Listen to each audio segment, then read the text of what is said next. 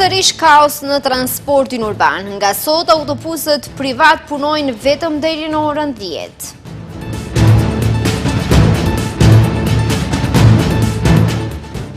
Ish kryeministri Zoran Zaev ka quajtur shpifje dhe trillime deklaratat e kryeministrit Kristian Mickoski për valigjet me para. Austria dhe Slovenia mbështesin dialogu ndërmjet Shkupit dhe Sofjes.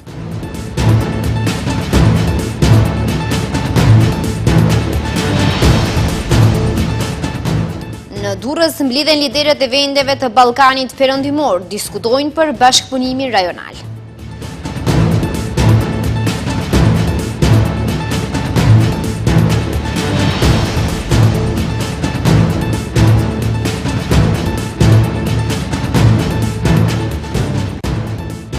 Përshëndetje të nderuar shikues dhe mirë se takohemi në lajmet orës 15:55 në televizionin Shenja. Transportuesit privat autobusëve nga e hëna do të punojnë vetëm prej orës 5 deri në orën 10. Këtë po e bëjnë në shenjë proteste për vonesën për realizimin e pagesave nga ndërmarrja qarkulluese publike. Transportuesit privat kanë sqaruar se janë detyruar që të ndërmarrin këtë hap pasi nuk kanë para për navë dhe servisim të autobusëve. Ata rikujtuan se borxhi total ndaj tyre është 170 milion denar, nga të cilës, siç thanë ata, aktualisht janë të detyruar të paguajnë 90 milion denar. Nga e hëna, transportuesit privat kanë reduktuar autobusët, gjëjesisht ata punojnë vetëm nga ora 5 deri në orën 10. Me këtë orar, siç njoftojnë ata, do të vazhdojnë derisa të paguhet borxhi nga ndërmarrja qarkulluese publike, ndërsa shtojnë se janë detyruar të marrin këtë vendim për shkak se nuk kanë para për navë dhe servisim të autobusëve.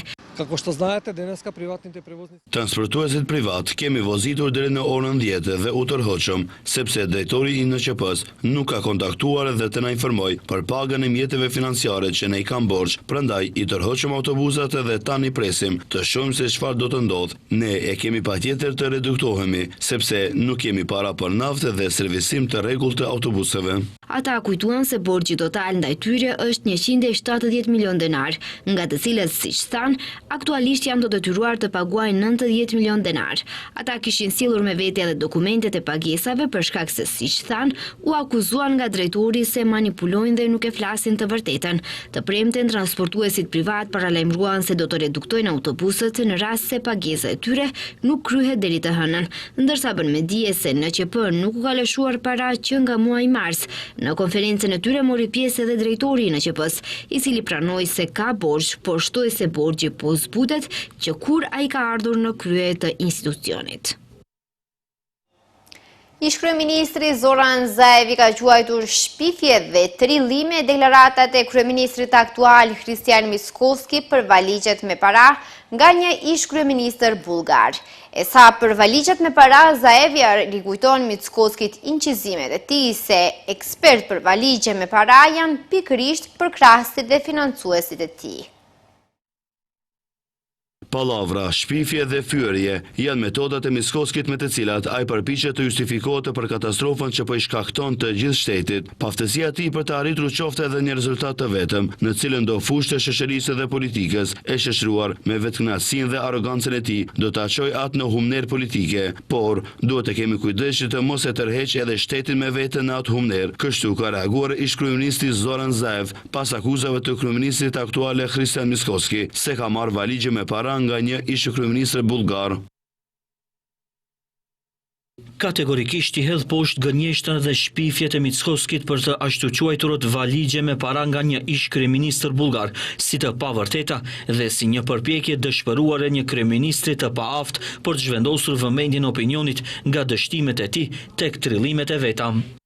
Zaev shtoi se nëse dikush është ekspert për valigje me para, atëherë ata janë pikërisht mbështetësit dhe financuesit e Mickoskit. E kur jemi te valigjet, pam në video që ata veti publikuan se kush janë ekspertët e vërtet për valigje me para, ata që Mickoski mburrej se i kanë paguar faturat e rrymës në Pallatin e Bardhë, ata që donin të bëheshin konzujt bullgar dhe kriminalet e dënuar që janë lënë të mbrohen nga liria vetëm për të sulmuar opozitën.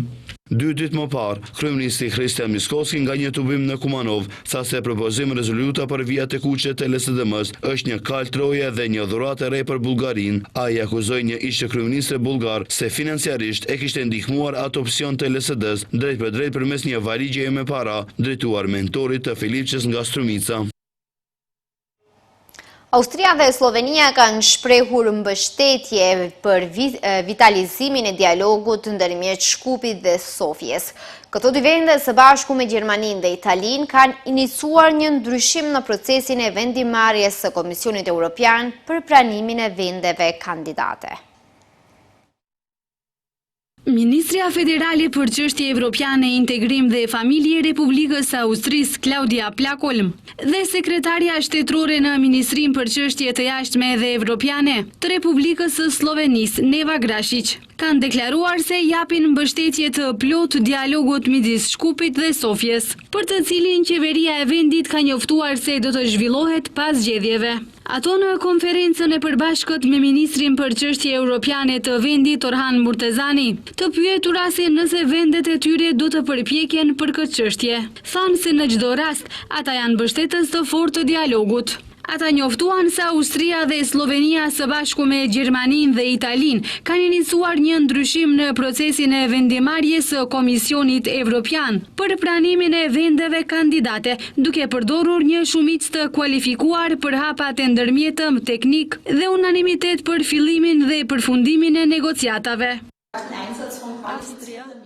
Në mes të Europës, një pjesë e madhe mungon nga të qenit pjesë e BE-s. Ne duhet të përpiqemi ta mbyllim këtë boshllëk në mënyrë që të rrisim sigurinë e kontinentit dhe të lidhim atë që i përket njëri tjetrit. Procesi i antarësimit ka vazhduar për 20 vjet. Për 20 vjet i kemi premtuar Maqedonisë së Veriut se do të bëhet anëtare e BE-s. Sot kam lajme nga Austria për ju. Austria do të avokojë për një shumicë të kualifikuar në procesin e pranimit të vendeve të reja në BE, në mënyrë që të zvogëlojë burokracinë.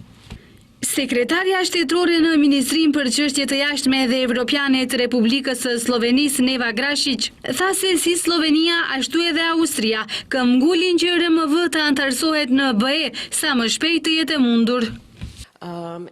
Zgjerimi i BE-s mbetet prioriteti ynë, kryesisht për shkak të dinamikës gjeopolitike. Ne kemi insistuar që Maqedonia e Veriut të bëhet pjesë e BE-s deri në vitin 2030 dhe e kuptojmë zhgënjimin. Slovenia dhe Gjermania kohët e fundit propozuan votimin me shumicë të kualifikuar për çështje teknike që lidhen me zgjerimin dhe ne duam të shohim vendet e Ballkanit Perëndimor, por edhe të tjera nga lindja të përparojnë sa më shpejt të jetë e mundur. Ministri për Çështje Evropiane Orhan Murtezani tha se metodologjia e zgjerimit duhet të pësojë ndryshime të caktuara, jo vetëm sepse e kemi përjetuar nga afër, por edhe sepse për fat të keq, thot ai, po bëhet praktik dhe jo vetëm që dëmton interesat e vendeve kandidate, por edhe interesat strategjike të BE-s. Kjo është veçanërisht për shkak të faktit se e bën antarësimin më të vështirë dhe lë hapësirë për, si të thuash, keqpërdorimin e proceseve dyparqe të antarësimit. Gjeopolitika ka ndryshuar dhe duhet të vendoset një metodologji që do të lejojë një përfundim të shpejtë të procesit në këto kushte pasigurie. Kjo iniciativë është tashmë në Komisionin Evropian, e mbështetur nga 16 shtete anëtare. Dhe siç u shpjegua sot në Shkup nga delegacioni austriak dhe sloven, qëllimi është që të përshpejtohet procesi dhe të shmanget futja e çështjeve dypalëshe dhe të brendshme politike në procesin e antarësimit.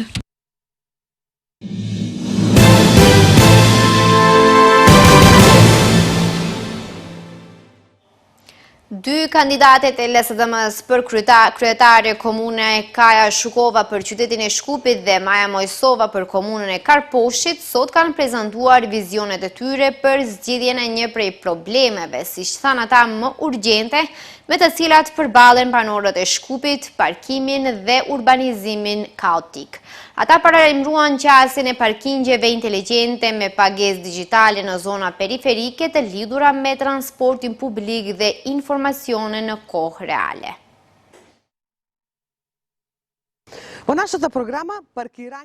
Përmes strategjisë Shkupi për të gjithë, ne po ofrojmë parking të subvencionuar për familjet me të ardhurat të ulta, pensionistët, të rinjtë e papunë dhe personat me aftësi të kufizuara. Çdo projekt i ri urban do të duhet të parashikojë paraprakisht parkingun, hapësirat e gjelbra dhe hapësirën për këmbësorët, jo pas ndërtimit, por si parakusht. Ajo që dua të them, megjithse mund të mos jetë mjaftueshme e qartë në program, është se Karposhi duhet të bëhet një komune veçëndrueshme. Kjo do të thotë që ne do të menaxhojmë me parkingjet në një mënyrë që do të jetë funksionale. Të gjitha vendet e parkimit do të shënohen, do të dim saktësisht sa ka dhe do të futen subvencione për banorët e Karposhit, ndërsa do të ketë një tarif për vizitorët. Kandidati për kryetar të komunës së Gjorgje Petrovit nga VMRO DPMN Aleksandar Stojkovski në kuadër të fshatës zgjedhore ka paralajmëruar ndërtimin e garazhës së parë në Kate në këtë komunë. Stojkovski tha se garazha në Kate do të ketë kapacitet preafërsisht për 360 deri në 390 automjete. Ai sqaroi se kjo ndërtesë moderne dhe urbane do të ketë edhe 2000 metra katror hapësirë për objekte pune. Garazha në Kate do të ketë kapacitet preafërsisht për 360 deri në 390 automjete. Do të përfshin një parking nën toksor me sipërfaqe 1800 metra katror dhe një parking mbi toksor me sipërfaqe 7200 metra katror. Për më tepër, kjo ndërtesë moderne dhe urbane do të ketë edhe 2000 metra katror hapësirë për objekte pune. Ne kujdesemi për banorët e Gjorgje Petrovit, gjejmë zgjidhje për problemet që kanë. Kandidati për kryetari komunës së Tetovës Bilal Kasami nga Vlen ka paralajmëruar se në mandatin e tij të dytë transporti publik në Tetovë do të modernizohet edhe më shumë. Ai tha se do të ndërtohet stacion i ri modern i autobusëve dhe se do të bëhen korsitë e veçanta për transportin publik dhe se të gjitha këto do të bëhen pa i ngarkuar qytetarët. Në këtë mandat ndërtojmë një stacion të ri modern të autobusëve në blokun urban 58, i cili do të jetë funksional, i sigurt dhe integruar në rrjetin e transportit publik. Do të blejmë 5 autobus elektrik dhe 5 minibus elektrik, me të cilët përveç zgjerimit të rrjetit të transportit urban, do të arrijmë ta mbulojmë edhe transportin në përfshatrat e Malësisë. Me to ulim edhe ndotjen dhe kontribuojmë për një mjedis cilësor në Tetovën tonë dhe për zhvillimin e turizmit në fshatrat e Malësisë. Kandidatët për kryetar komunash të Bërvenicës dhe Bogovinës, Enver Pajaziti dhe Besnik Emshiu nga radhët e Aleancës Kombëtare për Integrim kanë prezantuar sot në Shkup programin e tyre. Kandidati AKI-s për komunën e Bërvenicës Enver Pajaziti kërkon mandatin e dytë pas 4 vitesh pauz. Ai përmendi disa prioritete kryesore që nëse zgjidhet kryetar do të realizojë menjëherë, sikurse ndërtimi i disa rrugëve për fshatrat në Malësi. Pajaziti shtoi se të gjitha projektet e filluara do të mbarojnë. Nga ana tjetër, kryetari aktual dhe njëherësh kandidat për komunën e Bogovinës Besnik Emshiu tha se kandidimi për mandatin e dytë është vazhdimsi i vizionit për një Bogovinë moderne, të zhvilluar deri te mundësitë e barabarta për të gjithë. Komuna e Bërvenicës ka një infrastrukturë mirë, relativisht të mirë, por unë do të them disa prioritete. Prioriteti i parë do të jetë rruga që çon në fshatin Gurgurnic, që është fshat në malsinë e Pollogut, ku ka një jetë të gjatë dhe ka ende banorë që duan të jetojnë. Po ashtu do të vazhdojnë në fshatra tjerë, ku prioritete u kam dhënë projekteve të cilët mund të realizohen, nuk janë projekte të shkruara vetëm në letër. Në mandatin e dytë, prioritetet tona do të jenë të qarta. Përfundimi i projekteve të filluara që janë në fazën e realizimit. Hapja vendeve të reja të punës përmes mbështetjes së biznesive lokale dhe bujqve. Investime të reja në arsim, kulturë dhe sport për të rinjtë tanë. Projekte për mjedisin jetësor dhe menaxhimin e qëndrueshëm të mbetjeve në bashkëpunim me partnerët ndërkombëtar.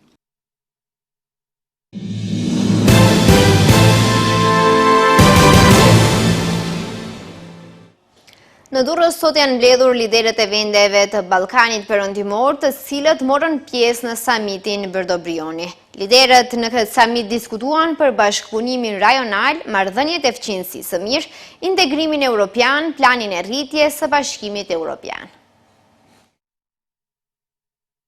Presidenti i Shqipërisë Bajram Bekaj ka pritur sot në Durrës liderët e vendeve të Ballkanit Perëndimor të cilët morën pjesë në samitin e Brdo Brionit, një nismë që synon nxitjen e integrimit të Ballkanit Perëndimor në Bashkimin Evropian. Liderët në samitin e si vjetëm diskutuan për bashkëpunimin rajonal, marrëdhëniet e fqinjësisë së mirë, integrimin evropian, planin e rritjes së Bashkimit Evropian, rinin dhe hartimin e politikave për mbajtjen e fuqisë kualifikuar punëtore.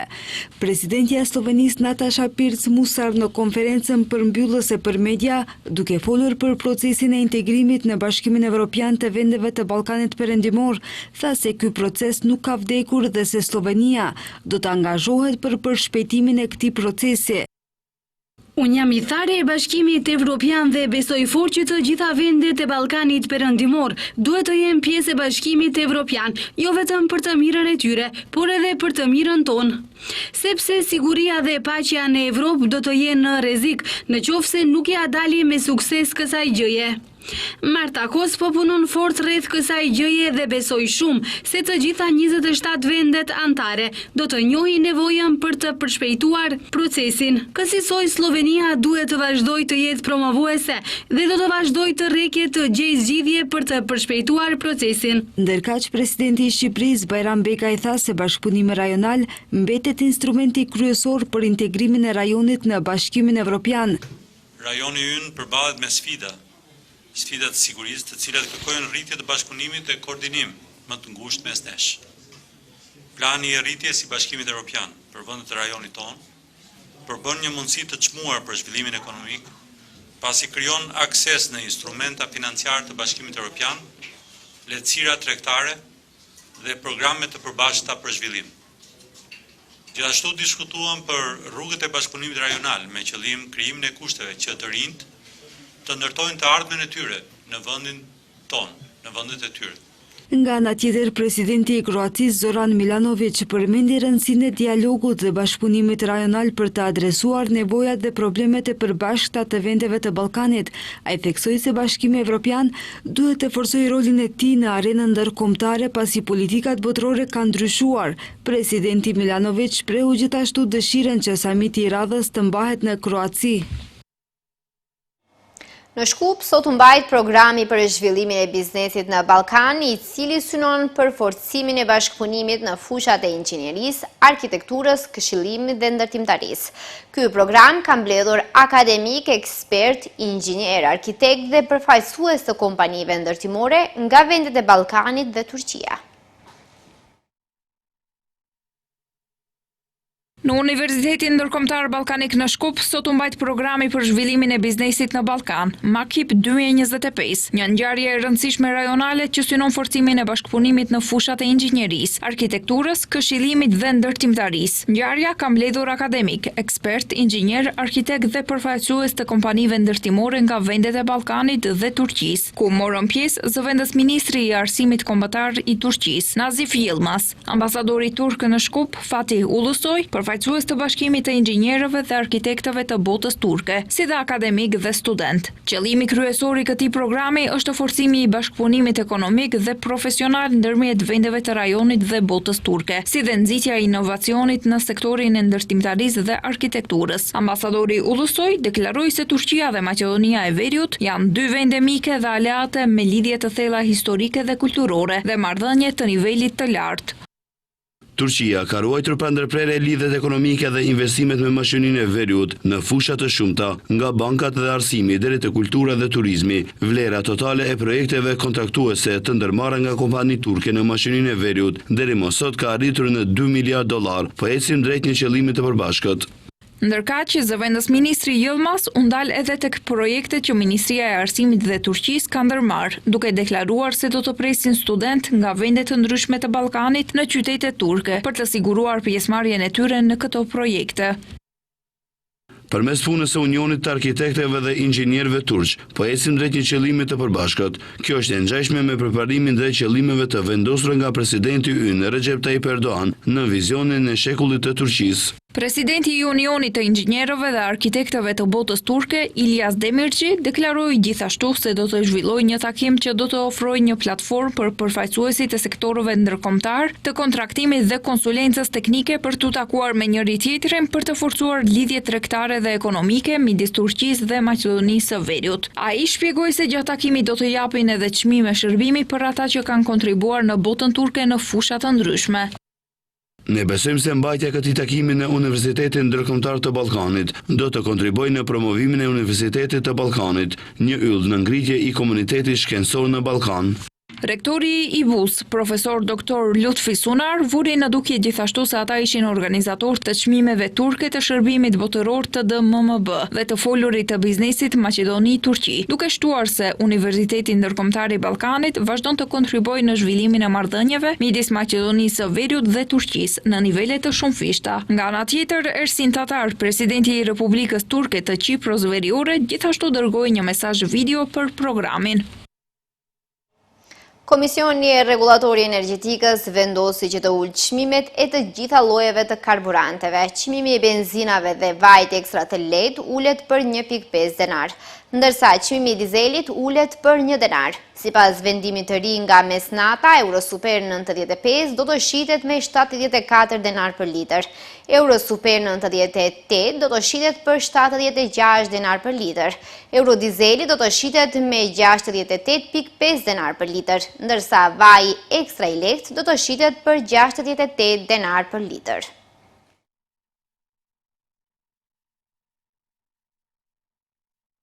Në Maqedoni vazhdon të mbështesë shoqatën ndërkombëtare Mako Cigre. Këtë vit përfaqësuesit më të lartë dhe inxhinierët e kompanisë morën pjesë në konferencën e 13 të Mako Cigre në Ohër, një ngjarje e rëndësishme për sektorin e energjetikës në vend, e cila bashkon pjesëmarrësit për të shkëmbyer ide, inovacione dhe zgjidhje praktike.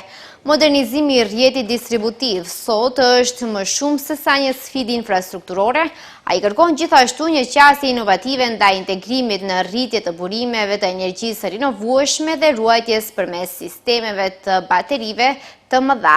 Angazhimi ynë shtrihet përtej infrastrukturës. Ne punojmë çdo ditë për të përmirësuar shërbimet për klientët tanë, me një fokus të plotë në digitalizim dhe inovacion, tha kryetari i bordit drejtues të EVN Maqedoni Wolfgang Mayer.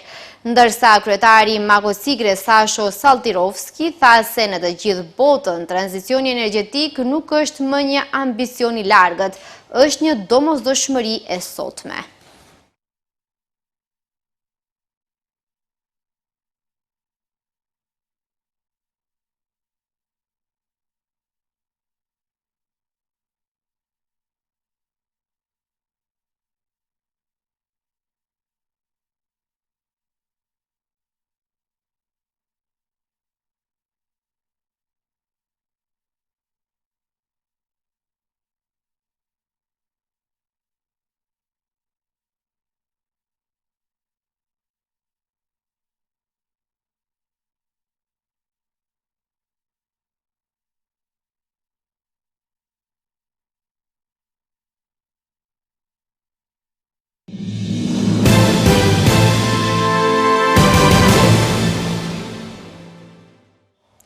Presidentja e Kosovës, Vjosa Osmani, në një prononcim për media pas samitit të Brdo-Brionit në Durrës, tha se presidenti i Serbisë Aleksandar Vučić ka tentuar ta prish takimin, duke u drejtuar me arrogancë e fyerje.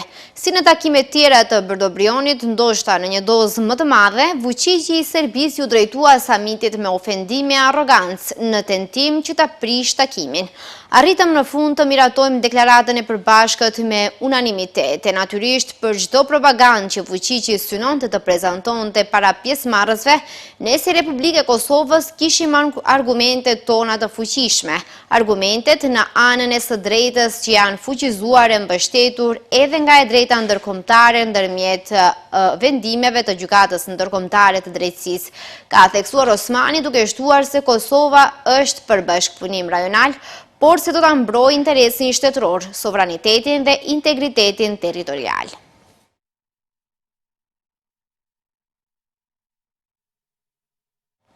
Sulmet izraelite në rripin e Gazës kanë vrarë më shumë se 90 palestinez gjatë 2 ditëve të fundit, pavarësisht thirrjeve ndërkombëtare për armëpushim, thanë autoritetet lokale të dielën, transmeton Anadolu. Forcet izraelite kryen 131 sulme ajrore dhe artillere në zona me popullsi të dendur të civilëve dhe personave të zhvendosur në Gaza, duke vrarë 94 civil, përfshirë gra dhe fëmijë, me 61 viktima në qytetin e Gazës, tha zyra për media e qeverisë së Gazës. Të shtunën zyra e kryeministrit izraelit Benjamin Netanyahu tha se ai është gati të zbatojë fazën e parë të planit të presidentit të SHOBA së Donald Trump për Gazën, duke bërë thirrje për lirimin e menjëhershëm të gjitha pengjeve izraelite. Që nga tetori i vitit 2023, bombardimet izraelite kanë vrarë më shumë se 67.160 palestinez në rripin e Gazës, ndërsa pjesa më e madhe e infrastrukturës së saj është shndruar në rënoja.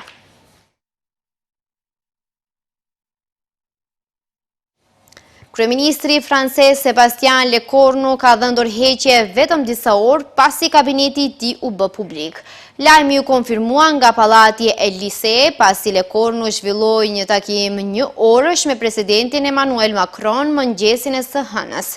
Dorëheqja e tij e papritur vjen vetëm pas 26 ditëve të emërimit në krye të qeverisë, pas rrëzimit të kabinetit të mëparshëm të udhëhequr nga François Bayrou. Kabineti i ri propozuar nga Lecornu përballë me kritika të ashpra nga disa parti në Asamblenë Kombëtare, të cilat u kundërshtuan përbërjen thuajse të pandryshuar nga ajo e qeverisë së mëparshme, duke paralajmëruar se do ta rrëzonin përmes votimit.